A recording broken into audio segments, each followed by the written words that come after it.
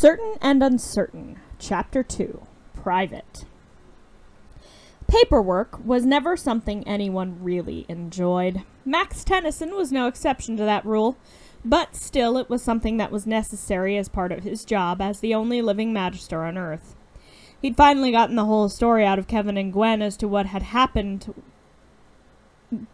while he was stuck in the Null Void, including the fact that Jen, well, she wasn't technically human anymore. That had thrown him for a loop, and he'd called Azimuth ready to verbally destroy the First Thinker. But Azimuth had been as he always was, calm and collected. He let Max rage at him for a while, though the human suspected he'd been muted at one point. When Max stopped, out of words to say for that moment, Azimuth spoke. I understand your concern, Magister Tennyson, but there is nothing that can be done. Removing the Omnitrix would be detrimental not just to the safety of the universe, but to Jennifer's personal health. They are bound together permanently. Max made to speak, but Azimuth kept going. I knew it was likely that if worn for an extended period of time, the Omnitrix would likely bond to the host at a base energy level. But I admit I did not expect the bonding process to go this far.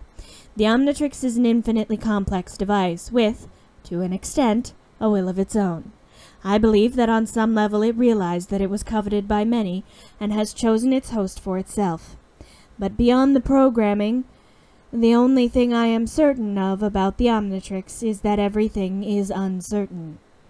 Max had frowned at that, but agreed that at this point it was more of a risk to try and remove the Omnitrix than to just let it be. But the information that simply removing the Omnitrix would be the easiest way to kill his granddaughter was not something he wanted to become common, so Max had some paperwork to do. Everyone who had a status with the plumbers, either criminal or agent, had at least one file. Some of them were quite large, with years of detailed mission reports. Others were small, with just one or two things they had done, either to assist or harm the universe. But it was rare that a plumber, even a specialist, needed two files. One for the public, the other for private use. The private one was for the magisters who worked with her and the magistrata, as well as a few choice plumber doctors. With the exception of medical emergency and Azimuth, no one else had access to this file. No one but Max, Azimuth, and the magistrata knew about this secondary file. Honestly, at first glance, the differences were minor, but crucial. On the public file, Jen was listed as human. On the private, it listed her as techno-organic human. Both listed her scars, gained over years of fighting crime, but the private file went into more detail as to how those scars had occurred. He was typing away on the file when he heard a chime. He turned to his second monitor and frowned. The computer had just logged Kevin, Jen, and Gwen coming into the hole and booting up the system, scanners and all. He frowned and stood, minimizing the file as he stepped out of his office. I'm starting to think I can't trust anyone. I can't even trust Grandpa Max. Jen's statement made him frown. Can't trust me to what? Gwen's grin was forced as she spun her chair. Can't trust you to make soup without dung beetles or lizard gizzards in it. Kevin made a face, but Jen looked annoyed as she turned back to the computer in front of her. That actually sounds like a pretty good combo. But what are you three doing down here in off hours? Manny and Pierce are on patrol right now. Kevin shrugged, turning to the computer he'd been working on when Max came in. We had a bit of a situation. Kevin gestured to his display, which was currently showing a technical scan of the chips. Max frowned. What's that? He stepped over to the computer and his frown deepened. I've seen those before. Jen stood and stepped over to him. Where? Grandpa, there's something you need to explain. Her question was a little too close to a demand, but before he could place where he'd seen the chips, the alarms began to blare. There was an intruder in the hole. Gwen tracked them easily, the mana that shouldn't be there. Easy to find. They found Ethan in Max's office. Max was less than pleased. It's not okay, it's a Validus. How did you get in here? Ethan held up the wrench from the cup on the wall that held the key to the elevator that led to the hole. Kevin frowned. Time to get Big Ed some glasses, he muttered. But Jen was more concerned with the blaster Grandpa Max was still pointing at Ethan. Been a long time, Mr. Tennyson. There was venom behind Ethan's words. Jen looked back and forth between the two like she was back at one of Julie's tennis matches. Grandpa, Ethan was the one who set up the sale of those weird chips, Gwen said, and Jen glared at her cousin. I should have known. I knew I'd seen them before. Ethan sounded desperate, next to desperate, as he stepped forward, despite the blaster trained on him. I had to do that. I need help. I couldn't get your attention any other way. It's my father. He's been taken by whoever or whatever is making those chips. I knew only the plumbers could help. But Max wasn't having it. Get him out of here. Jen stepped between her grandfather and her old friend. You can't be serious, Grandpa. He needs help. She didn't see it, but Kevin and Gwen did. Hope flashed through Ethan's eyes at Jen's protest, but Max stood stubborn. That was an order. Kevin frowned and stepped forward, but Gwen was closer and caught Ethan around the arm. I may not know what's happening, but I know he's serious. Come on. Ethan shook her off with some difficulty, though. His voice had grown louder, and it was clear he was close to tears. I'll tell you what's happening. Your sweet old grandpa turned his back on us 3 years ago, threw us out on the street when we needed help. Now my dad's missing and he won't even raise a finger to help. And to top it all off, he lied to you to cover his tracks. Jen glanced at her cousin. It wouldn't be the first time Grandpa Max had withheld information from them. He'd lied about his job for years, lied to Jen's face when she started having nightmares about Vilgax after a close encounter with one of his drones as upgrade.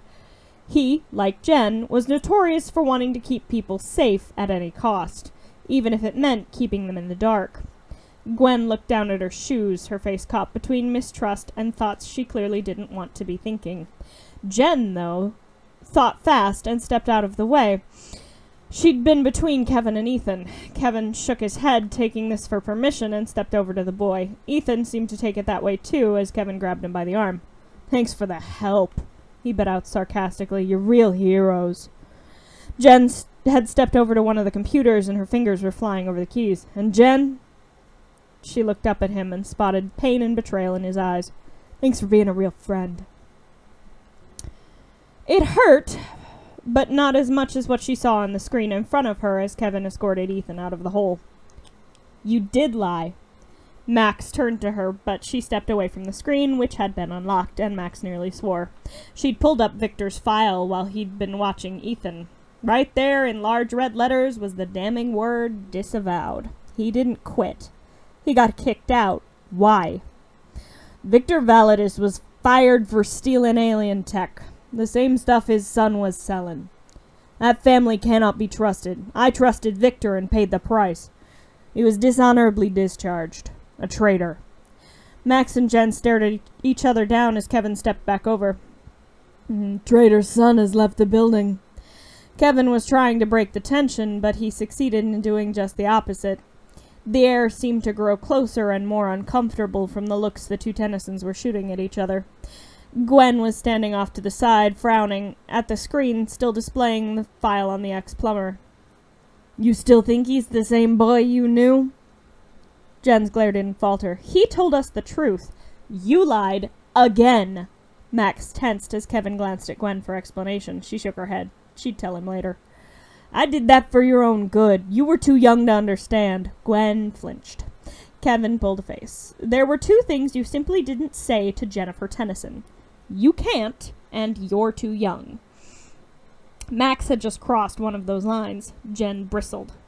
So at 10 years old, I wasn't too young to handle the Omnitrix. But 3 years after that, I can't understand that someone close to you broke plumber code? You never thought it would be a good idea to let any of us in on that? How well did that work out last time? Oh, right, it didn't. It ended up with me getting sliced open like a botched cadaver and nearly getting my arm hacked off. It was Max's turn to flinch. Jen's voice lowered as if even she regretted bringing that up. You can't judge him for something his father did.